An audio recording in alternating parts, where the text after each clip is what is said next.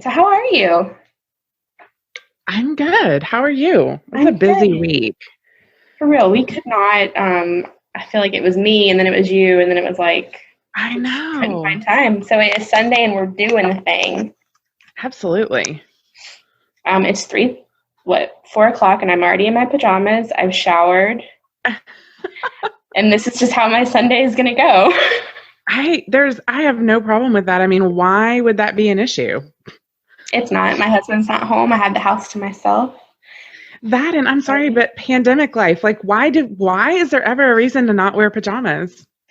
Well, during the week I have to get out of my pajamas and put on leggings. So Well, I guess that's acceptable. Leggings definitely are pants. So they definitely, this count. has been proven.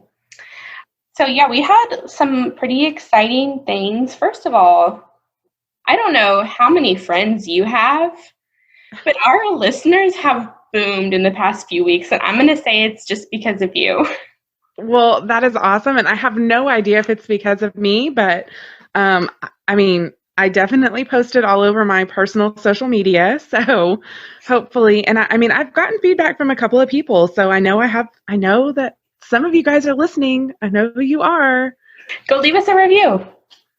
Yes, please, but only a good one. If it's a bad one, just text me. Yeah, you don't need to put that all over the place. Yeah, we don't need that. What else has happened? Oh, we have our first Patreon.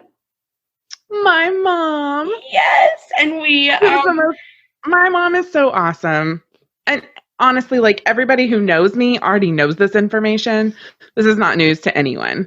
She is going to be super excited that she's the first. I'm so happy. I got the notification and I was like, has the same last name. I bet it's her mom. And that is just the sweetest. She gets some cool perks if she wants them, or else she's just in it to support her daughter. She was like, I do get a t-shirt, right? I like t-shirts. Yes, she yes, gets a t-shirt and a shout out, which we just did. And she gets to choose her own topic for us to discuss if she wants to. I have a feeling she's going to study that one for a little bit and then hit me with something completely off the wall. Hey, I'm okay with that. I love off the wall topics. So I'm totally okay with that. Oh, I just said her name. Is that okay? Yeah, absolutely. Okay, cool. I didn't know if that was cool or not.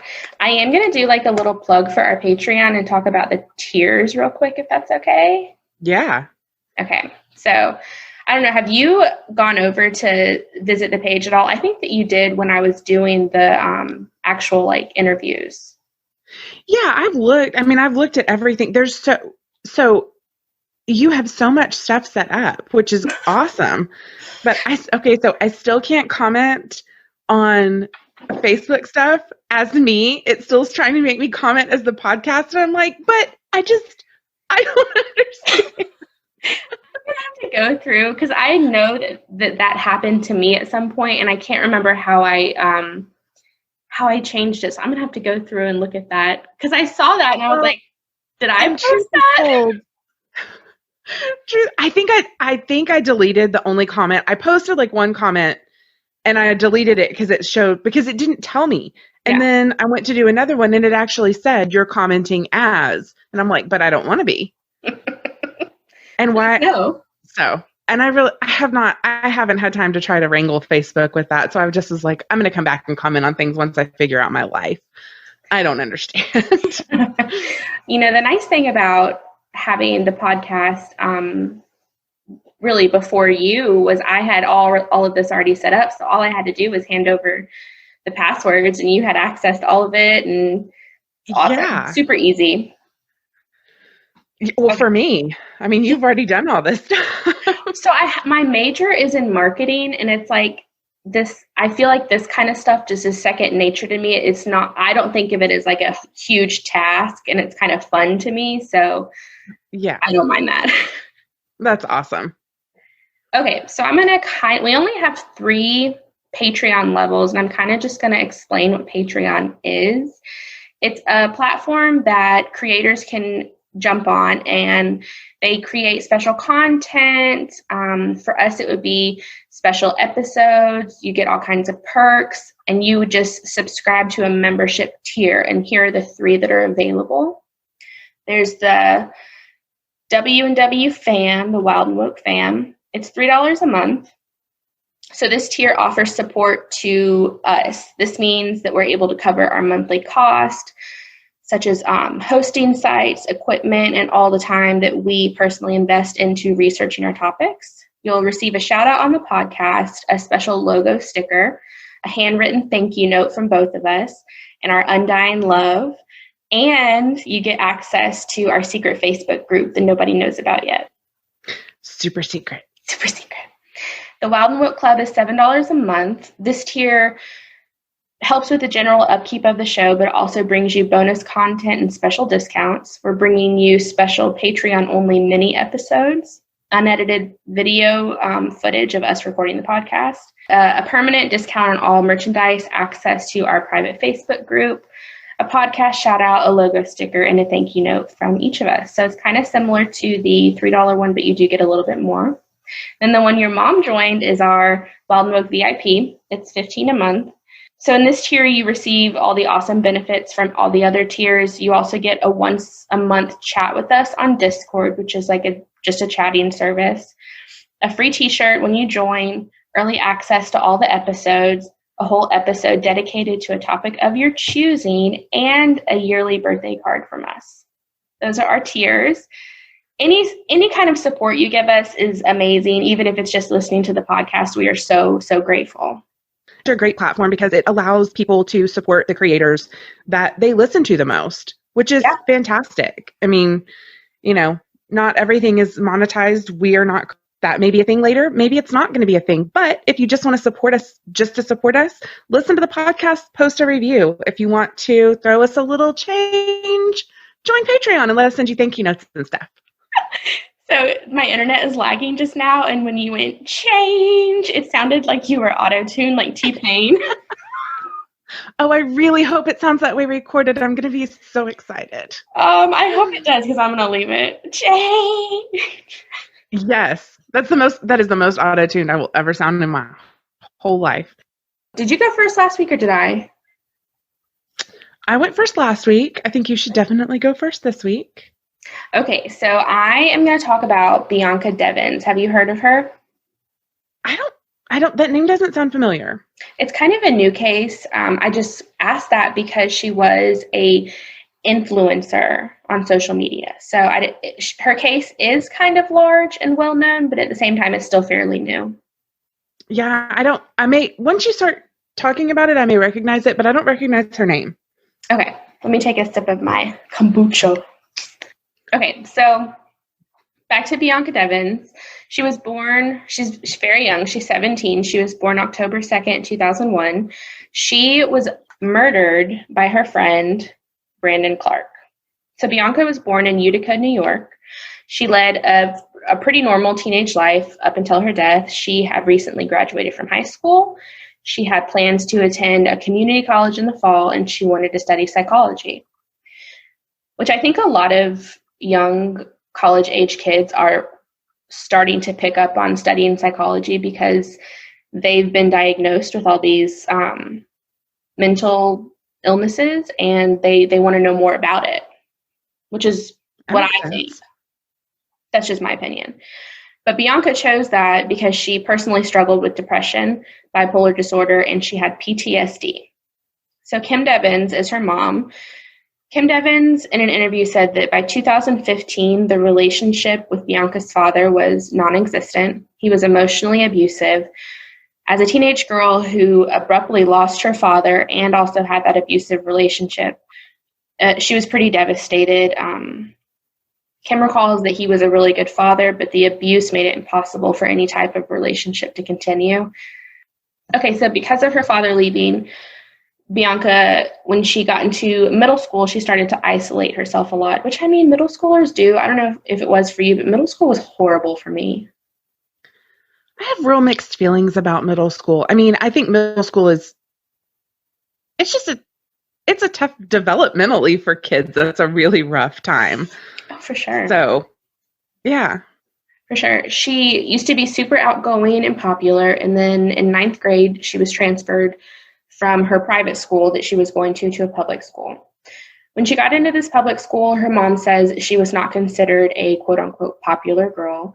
She isolated herself even more. She was absolutely stunning. She was 5'10". I'm going to post some of her pictures on our website so you guys can see what I'm talking about. And I have posted some on social media already. So she was 5'10". She did some modeling, but she was still not considered the ideal popular girl. And I think a lot of that has to do with the fact that she was into more like alt things like grunge and what they would call like e-girls. Do you know what that is? Yeah. Yeah. So she was just not. Well, that, and I mean, when you're beautiful and tall and probably kind of intimidating to people, I can see how, looking back, the popular girls were just the girls who banded together to tell the other girls that they couldn't be popular. Right? But in like the nicest way possible. Would any of those girls have made it? No. So because of that, and because she was kind of shunned, she isolated herself even more. So in 2017, her sophomore year in high school, her mom took her out of school and enrolled her in a homeschooling program. She was diagnosed with PTSD, and she was experiencing extreme panic attacks anytime she had to leave the house and go to school. Doesn't really elaborate on why she had the panic attacks when she was going to school. I think overall it was just when she was leaving the house, which is so sad at 17 years old. That is really sad. Yeah. So all of this combined led to even more isolation. I mean, through middle school, she's in high school now, and she's just completely isolated into herself. But she spent a lot more time engaging in her online presence. So I'm going to talk about how she was like a full-blown Libra, and you can just tune out during this part if you don't really like astrology, but I just need to talk about it because Bianca was the epitome of a Libra. Do you know anything about Libras? I can only think of one Libra that I know, and honestly, he's a cusp, and he's easily as Scorpio as he is Libra, so. Yeah, I mean, so yeah, she was a full-blown Libra. She was extremely kind-hearted. Her friends did say that she could embellish the truth and lie a little, which is kind of a Libra trait. Don't come for me. She was a social warrior. She really cared for other people. She was really into anything aesthetically pleasing. You could tell because she would cut and color her hair. She used all kinds of filters on her selfies. She would Photoshop her pictures and put like glitter and little pieces of artwork in them. So she was really into aesthetics. She loved helping others. She was extremely social, not in her real life though. She was only social online. So Bianca had 3 separate Instagram accounts, which to me sounds exhausting. Yeah, but she was doing this basically full time because she was being homeschooled, so she was at home all the time. And I'm sure she was doing schoolwork, but that's still a lot of free time to be online. Definitely. I'm going to kind of go through her Instagram accounts a little bit, and some of them I don't know how to say, so I'm just going to spell them out, but they are still up and they're active. So the first one is at at ESCTY. On this one, she was like an anime totally princess. Looking up her account while you're saying. Oh, yes, totally. So you can kind of see what I'm talking about.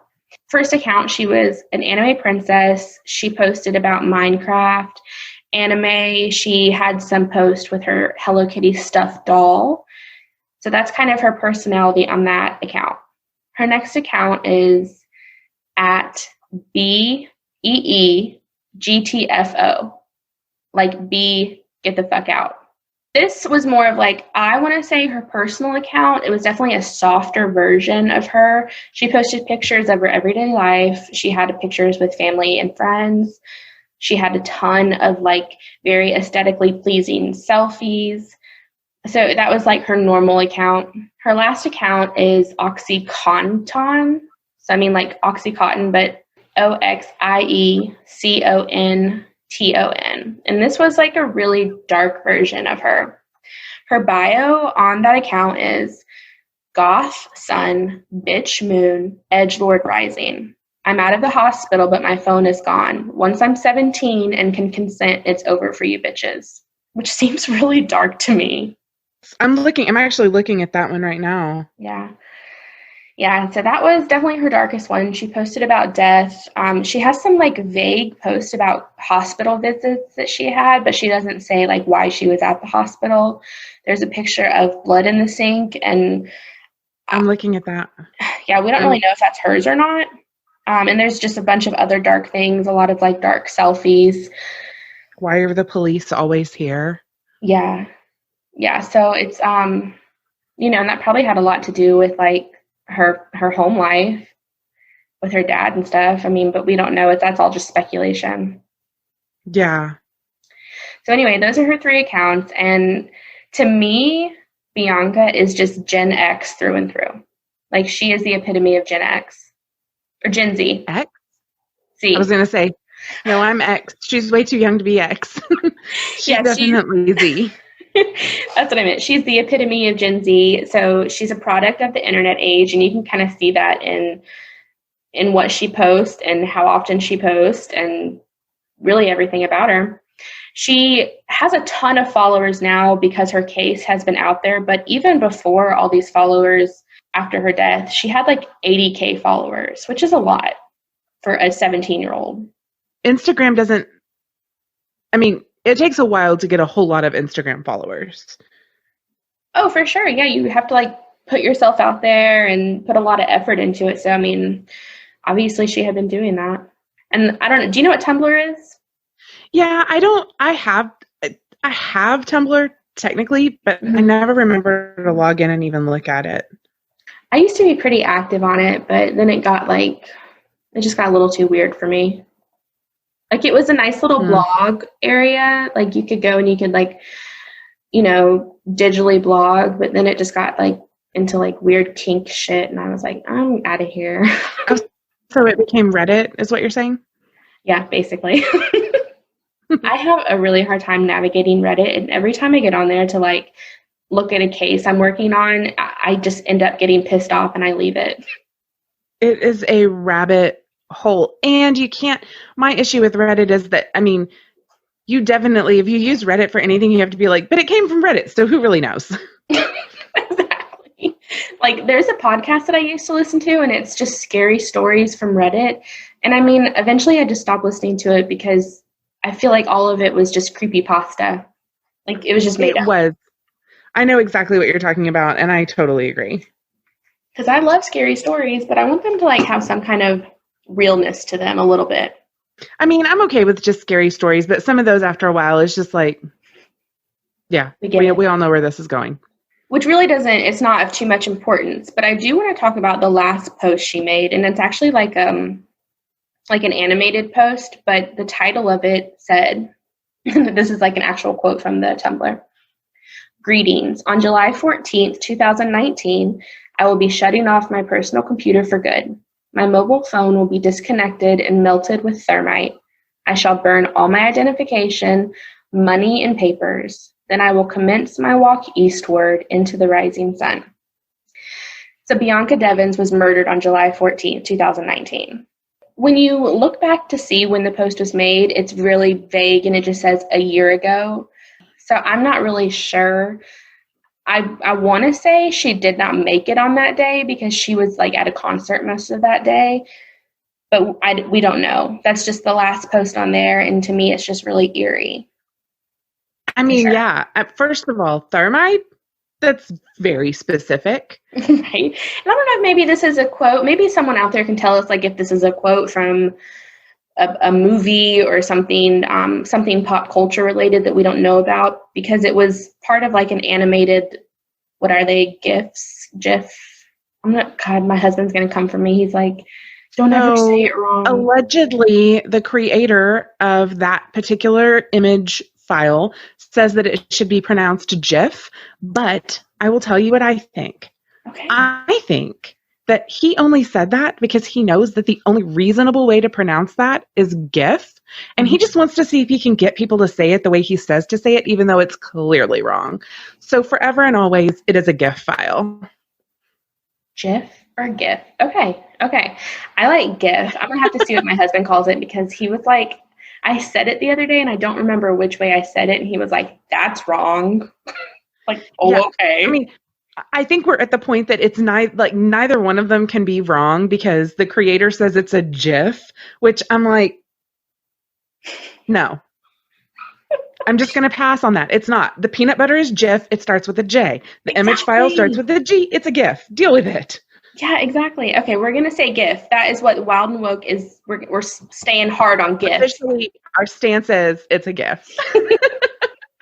So yeah, that was like a GIF on her Tumblr page, and that was the quote. But yes, she was murdered on July 14th, 2019. So I said earlier crazy. that her friend murdered her. His name was Brandon Clark. So they kind of began their relationship on Instagram, which makes sense because she was an influencer, and that's probably where she met a lot of people. They actually met in person of April 2019, and this was just 4 months shy of her death. They met at her graduation party, had ended up coming to her graduation party, and I just think that maybe this is just me and I'm just being like an old lady, but he was 21 and she was like 17, and I just feel like that is really creepy. I don't know, though. Maybe I'm being judgy. Ultimately, to me, that's not, I mean, it's just a few years. Like, that's not a huge difference. Yeah. For me. You know what? Now that I'm thinking about it, when I was a senior in high school, I was 18. I was a year older, maybe not even a full year. Probably not. I mean, she was probably 17 going on 18. Yeah, I mean, my boyfriend was 20. So, I mean, yeah, whatever. I guess he had graduated. I was a freshman and he was a senior, and that's how we knew each other, but we didn't date till I was 18. But whatever. Maybe it's not weird, but I mean, I can see, I think it would sound weird to a lot of people, but to me, looking at it, I'm like, I mean, that seems like you're still like definitely within the same peer group, especially if most of her interaction was online rather than with people that she was in school with. But she wasn't in school, so.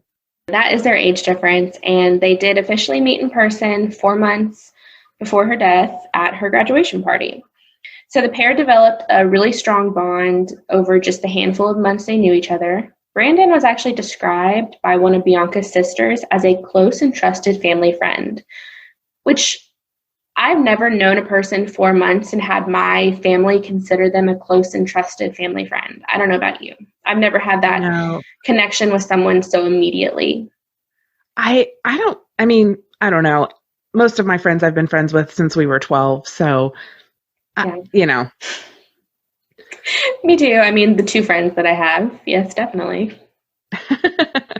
So it's really not surprising that Brandon couldn't just leave this friendship as that of a friendship. He needed more. He called Bianca his girlfriend behind her back. She often denied it, and she made sure that he knew there was nothing more to their relationship than just being friends. And this is just my personality, but if a boy was multiple times behind my back calling me his girlfriend and basically just going against my wishes, I would end that friendship.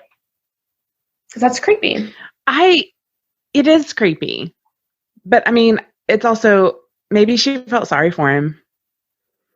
Yeah, or maybe I don't want to talk bad about her and her death, but maybe she needed that companionship and he was giving it to her. Yeah. A little bit about Brandon Clark. He did not have an easy childhood. He was a product of the foster care system, which no matter what you end up doing in life, coming from the foster care system is sad and never a super positive experience. Yeah, that's definitely rough. Even in the best circumstances, it's still rough. Oh, definitely. And maybe it's a little different for people who are born into the foster care system, but he didn't go until he was 10. So He had lived a life with his mom and dad up until that point. His father ended up being abusive towards his mother. He held her at knife point for hours on end, and Brandon was there to witness that. So Absolutely. Even with this super tragic background, other people and Bianca Devins' mother herself described Brandon as super charming and polite. You can be completely different behind closed doors. I mean, just like any age, any type of person, but I've known this specific type of boy before. So we cannot say for sure this is what was happening, if he was putting on a show, if he was really charming and polite, and this is just how his personality really was. At the time of Bianca's murder, he was the admin to a group that was related to involuntarily celibate. Yeah, so incel. Okay. So the group that he was an admin of was related to incel, which is, what you said, involuntary celibacy, which I'm going to get into in a little bit. Do you know anything about it? Yeah, a little bit. Yeah. Enough to know that anybody who actually not only owns that label, but admins a group for it is not to be trusted. Yeah, definitely not. I'm going to kind of go into what they're described as. So the incel dom, which is probably dominant or something like that. That's what I'm assuming. They're an online subculture. They define themselves as unable to find a romantic or sexual partner despite them desiring one.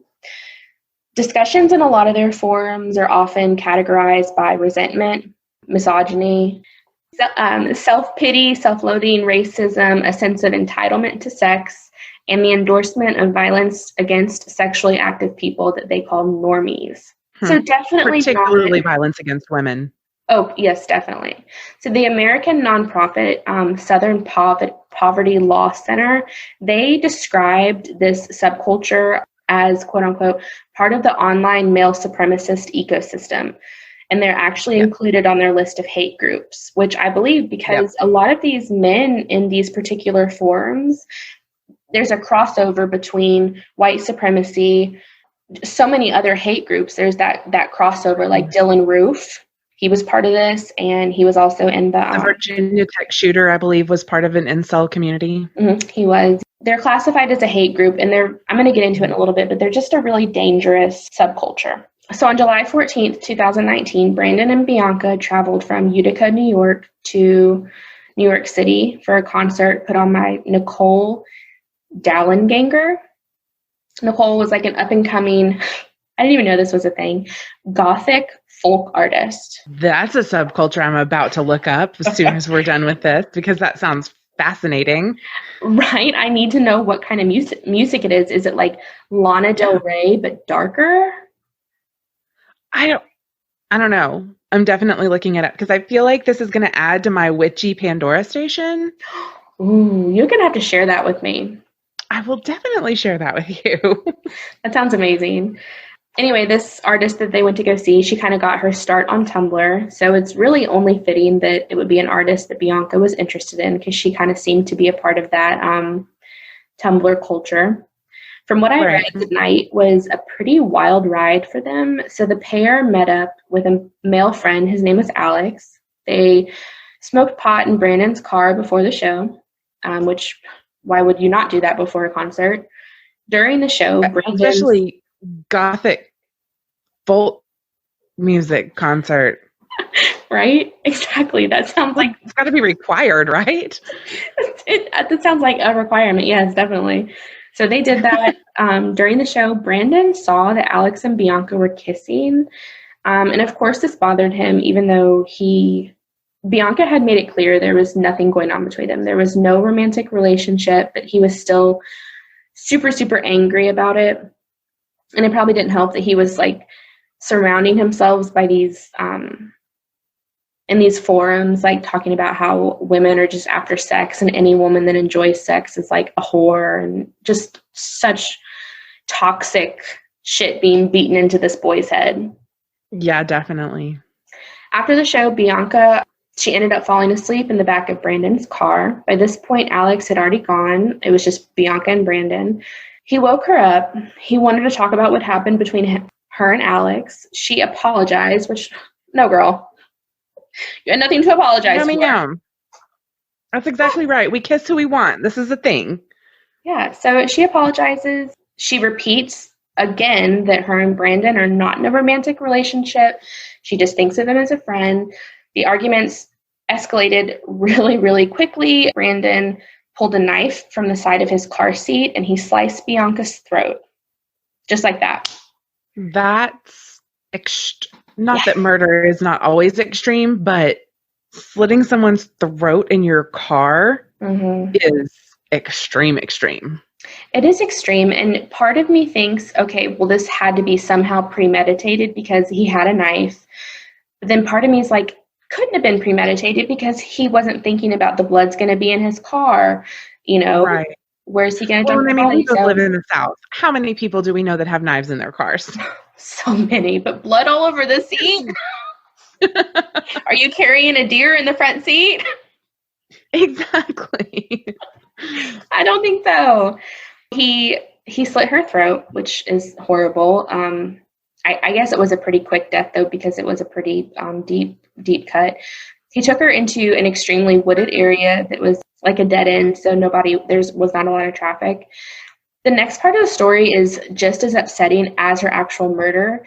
He went on just minutes after he killed her and posted photos of her body on Discord. Do you know what Discord is? Wow. I've heard of it. I mean, I know it's just another communication app, but I don't really know if there's anything specific about it. A lot of gamers use it. You can have multiple, like I have it. We have it for the podcast, and we haven't used it yet for the podcast. But I talked to my husband during the day on it because he just doesn't like texting. He would rather, because he's sitting at his computer, so it's easier. But anyway, So we chat on it, and it's really just for gamers. But he posted pictures of her body on Discord, and this is a quote from what he said: "You're going to have to find somebody else to orbit." Yeah. Many experts that have looked into this case have said that by Brandon posting these things to social media, he was basically trying to regain control. He was trying to seek the fame that he thought Bianca had. Like, he was almost jealous of the fame she had. He was extremely controlling and jealous, and if he couldn't have her, then no one else could. I'm going to call this a domestic killing because, I mean, even though they weren't in a relationship, it was still... They were in a relationship. They just weren't in a romantic relationship. Right. So yeah, I think that's definitely a type of domestic violence. This is a thought-on case of toxic masculinity to me. The entire incel movement is toxic masculinity. Yes, and I'm gonna talk about that a little bit more. I want to get through this, but then I was like, so the case was really short. Like, there wasn't a lot to it because since he posted everything online, he's fucking guilty, And he had like a quart of her blood in his front seat. Right, exactly. So wasn't really much to it. And I was like, oh, this is so short. And then I was like, well, let me like research incel a little bit. And I was like, holy fucking shit, I have to talk about this. I'm probably going to be murdered for it, but I'm going to talk about it because they're fucking crazy. Brandon posted this within minutes of killing her. He didn't just do that though. He called 911 and he said, I stabbed my girlfriend. That's all he said. He also called multiple family members. So even after he killed her, he's going to insist on calling her his girlfriend. Oh, yeah. He could not fucking let it go. He also called his family members, and he confessed. Once the police arrived, Brandon did try to take his own life, but he was unsuccessful. And you can kind of see in his mugshot that he has a wound on his neck, and it looks like a really superficial wound. Like, he wanted to kill himself, but he also didn't want to kill himself. You know what I mean? Right.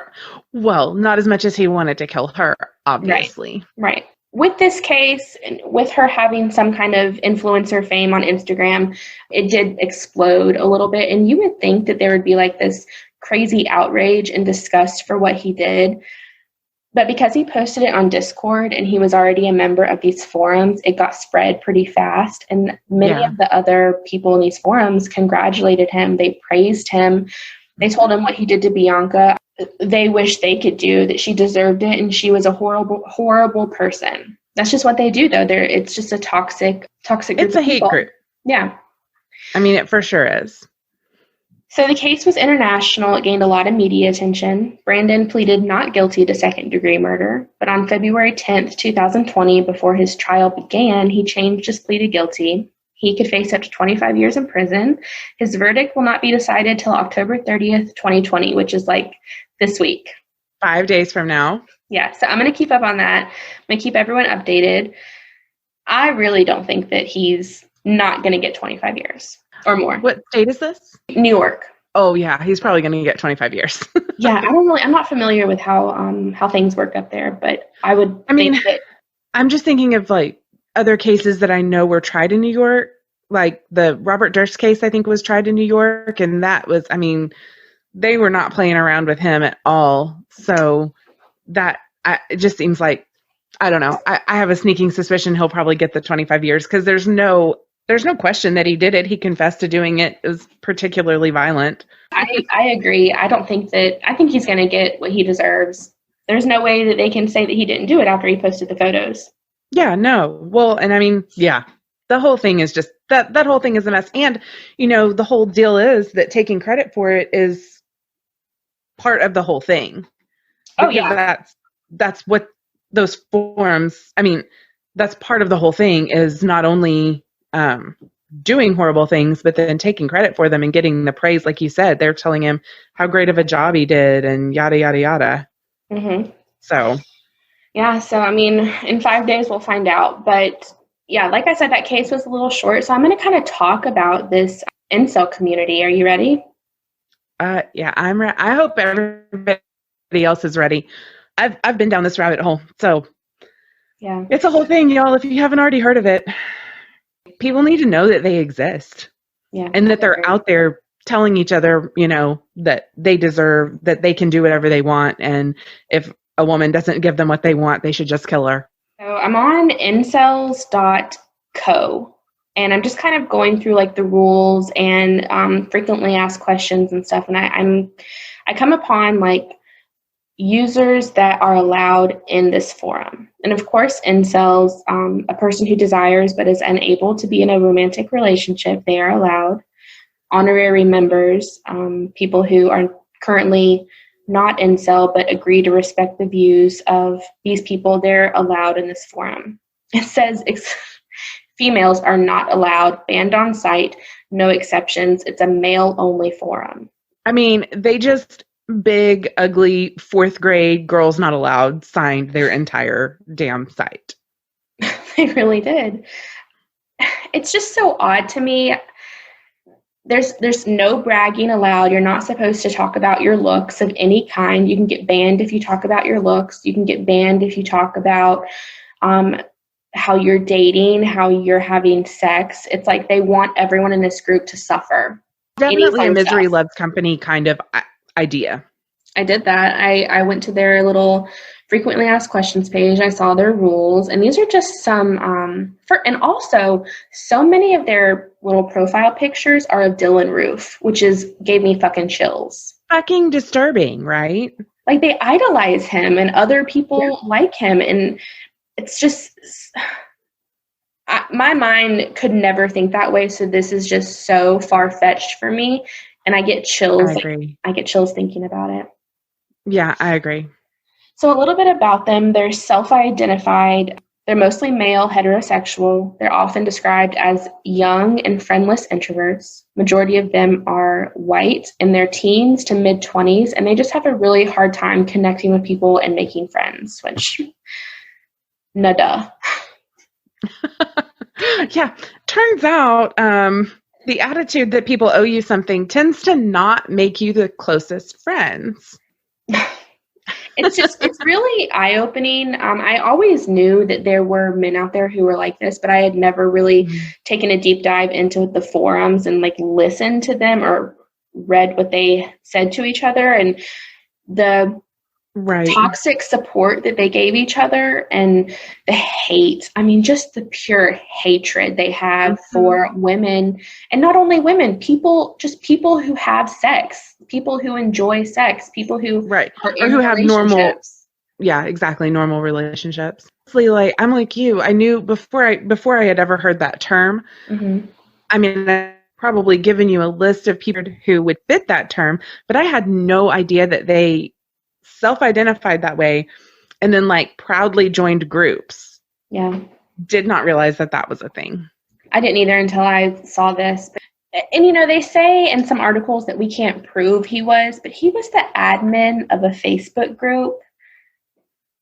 And I mean, you don't need to prove it. He put it out there. You're right. Yeah.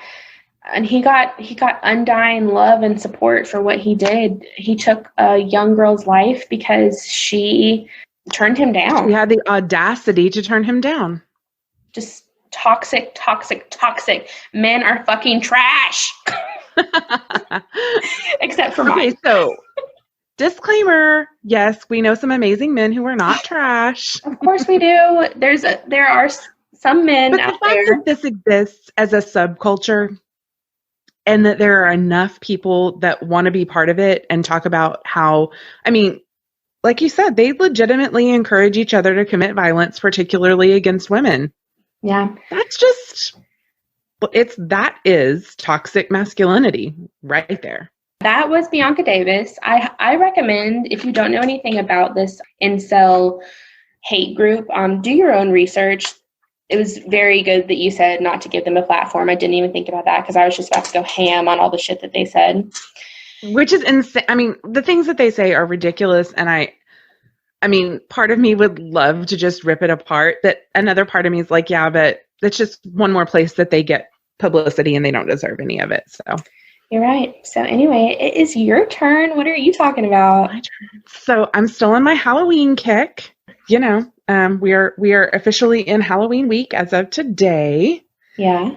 So, you know, every Halloween it happens, and I am sure that this year is not going to be any different, even though I know with pandemic and concerns about that, I don't know if people are trick-or-treating or what, but every Halloween we start seeing the constant reminders about how parents need to be hyper-vigilant to avoid tainted Halloween candy and be careful, and you can, you know, take your candy to the police station if you want to have it checked, blah, blah, blah. Well, where did this come from? Right? Right. Is this a valid concern? So, in short, the answer is no. This is not a valid concern. First, one of the incarnations of this is telling people what to look for to make sure that their kids aren't accidentally being slipped edibles, illicit drug edibles of any Ain't kind. nobody giving them fucking kids edibles. And there it is.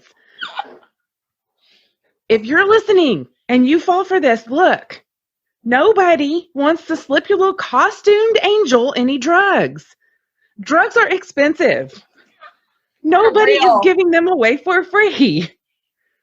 Second, this is not a thing that actually happens. I mean, like, everybody knows somebody, right, whose second cousin's best friend's nephew found a needle in their Reese's cup.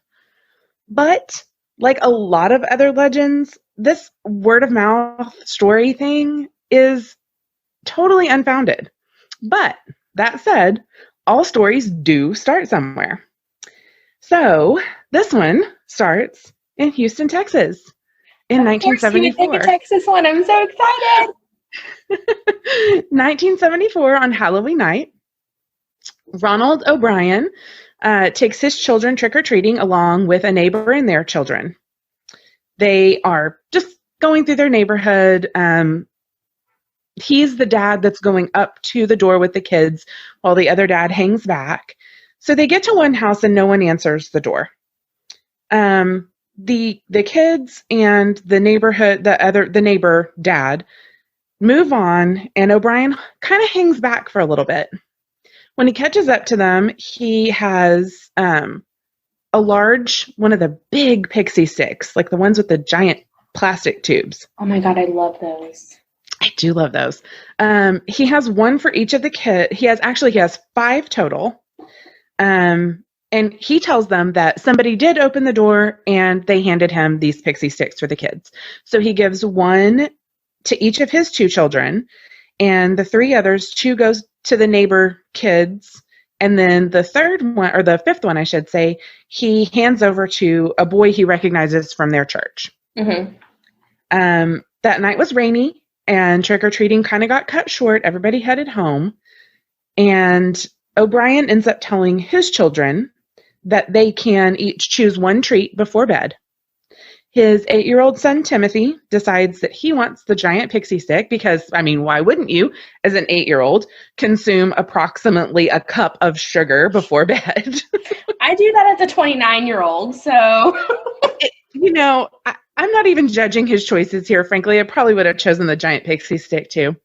However, he eats some and says it tastes terrible and doesn't eat any more of it. Less than an hour later, the story's about to take a hard turn, y'all. Less than an hour later, Timothy is dead before they can reach the hospital by ambulance. Less than an hour. Within an hour. It is determined that the cause is cyanide poisoning. And where did it come from? The pixie stick tasted weird. The giant pixie stick. But where did the giant pixie stick really come from? So, first of all, fortunately, the other 4 children had not eaten any of theirs. So, the only child harmed by this is Timothy O'Brien. But, of course, this causes a panic. And it causes people who have been out trick-or-treating, parents to take candy away from their kids, try to figure out, I mean, you know, one kid dies in a town, even in a big city like Houston, people immediately freak out that something they could have poisoned candy, because if those 5 pixie sticks are poisoned, who knows? So they start taking candy to police stations, throwing candy away. They do ultimately determine all 5 of those pixie sticks contained cyanide. Timothy's pixie stick contained enough cyanide to kill 2 adults. The other contaminated candy each had enough to kill 3 to 4 adults. Shit. O'Brien initially claims that he doesn't remember which house it was that he got the candy from. It's all kind of a big mystery. And it does not take long for there to be some questions. It comes out a few days after his son is buried that he had taken out pretty significant life insurance policies on both children. In addition to that being a little suspicious right off the top, his wife was not aware that this had happened. And it's actually the insurance agent that kind of blows the whistle that something could be going on right from the start, like just a few days after the child's funeral. Mm-hmm. So, like I said, initially he says, "Oh, I don't know which house we got it from." But because they had cut their trick-or-treating short, it makes his claim that he doesn't remember pretty suspicious, because they had only gone a couple of streets before it started raining and everyone went home. Start going around, canvassing the neighborhood, trying to find out where did these pixie sticks come from. No one says that that was the type of candy that they had given out, nor do any of the houses in the area say that they got a piece of candy like that from any of the places that they trick-or-treated.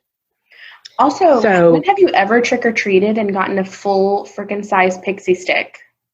Right. I mean, Never. To me, that's suspicious. That's suspicious on the front end. The fact that they got 5, and why 5? Since he's saying that he can't remember where they got them, but they only went 2 streets, they ask him to walk with them the route that they took to see if maybe he can recognize the house.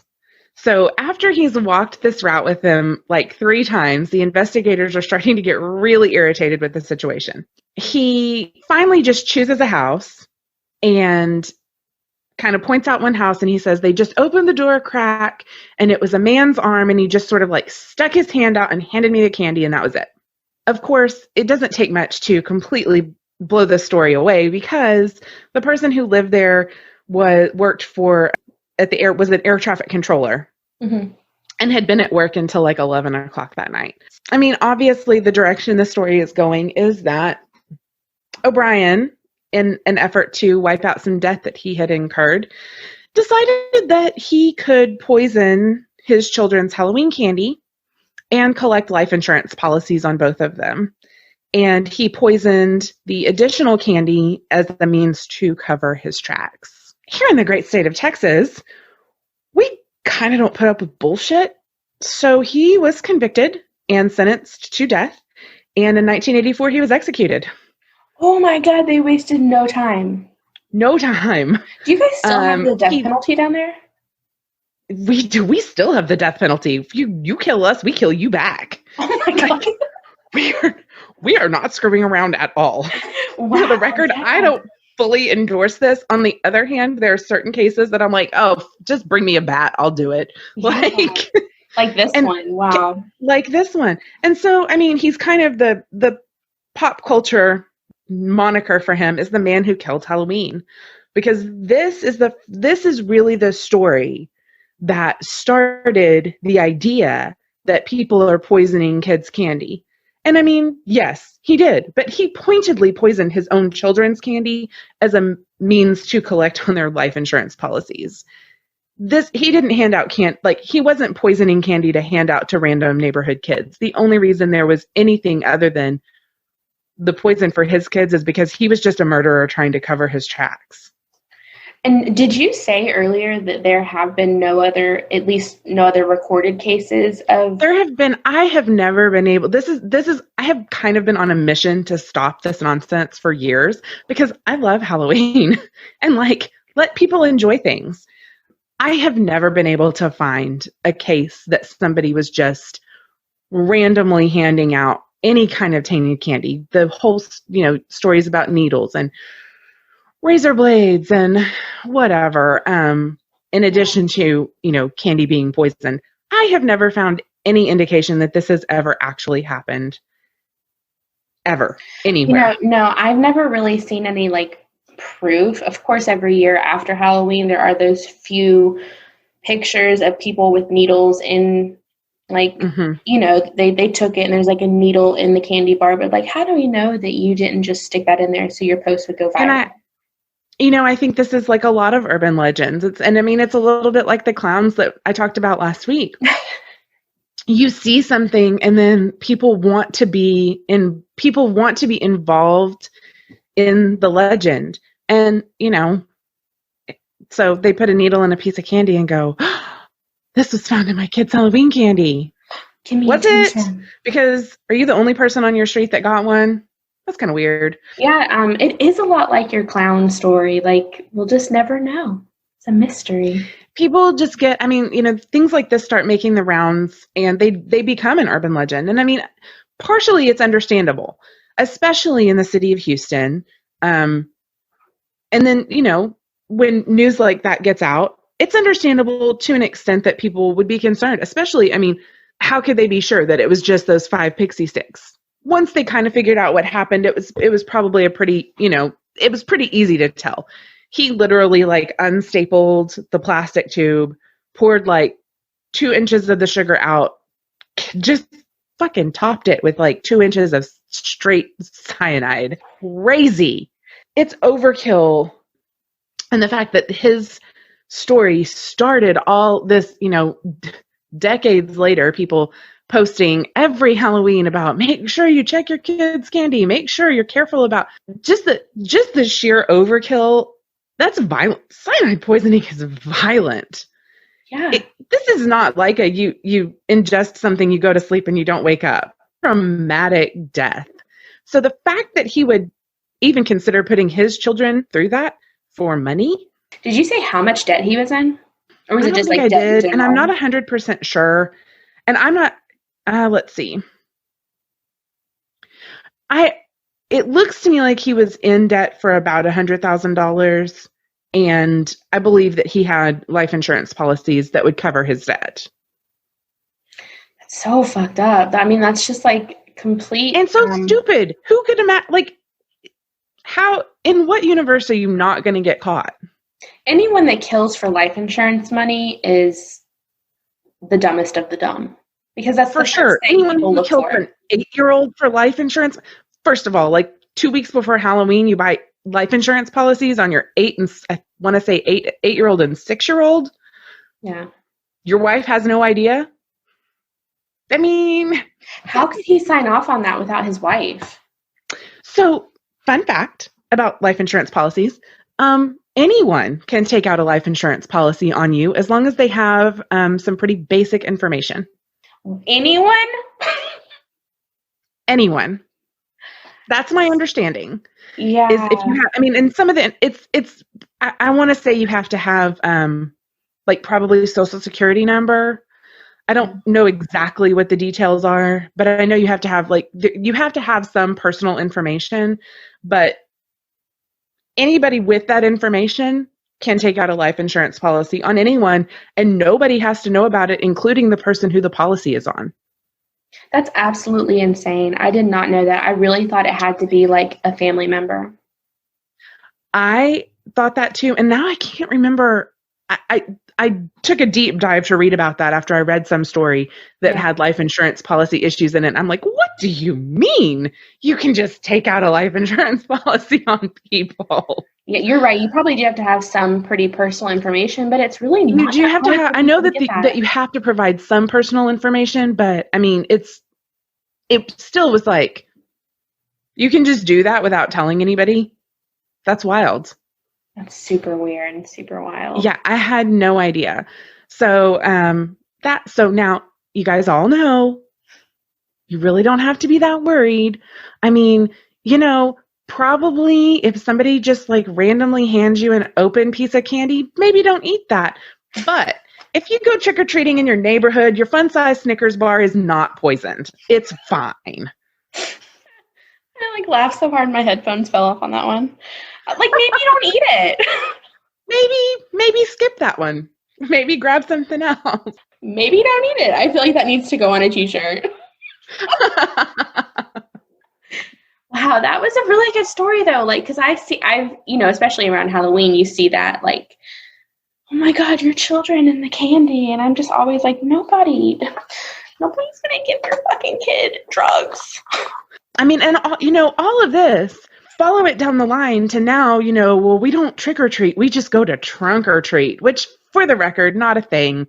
Please don't do that to your children, people. It's not the same. I went to one of those one time. I mean, I was a teenager, so I didn't trick or treat, but it's not fun at all. No, it's not. And here, you know what? Here's my, I'm going to be on my Halloween soapbox for just another second. Here's the other thing. If somebody knocks on your door and you're handing out candy and you decide in your infinite fucking wisdom that they're too old to be trick-or-treating, check your shit and give them some candy and let them move on, because they are just enjoying their childhood. And isn't it better that the 17-year-olds are putting on silly costumes and trying to get free candy than a lot of other things that they could potentially be doing? Let those babies have their fun, please. And they just give them a Snickers. Yeah, they might have autism, and you don't fucking know. So just like let people live their fucking lives. Exactly. And I mean, of all the fun things that like, there's so many things that it's like, oh, you're not old enough, and then you get like this magic 3-year window that you're just the right age for something, and then oh, sorry, you're too old for that now. What? No, we're not doing that. So if you have older trick or treaters, just give them candy. It's just candy. And how's everybody doing the trick-or-treating thing this year?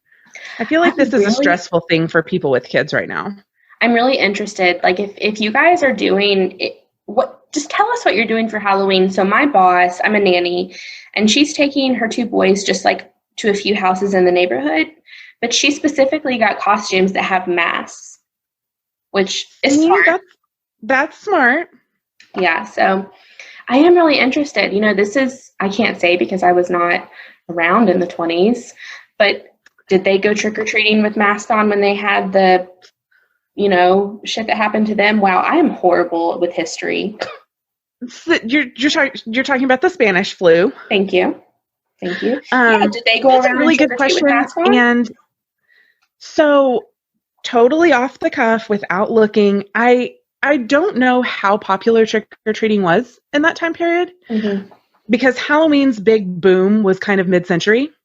Yeah. So, I mean, not that Halloween, guys, I'm not saying Halloween didn't exist. I'm not saying people didn't dress up and celebrate. They totally did.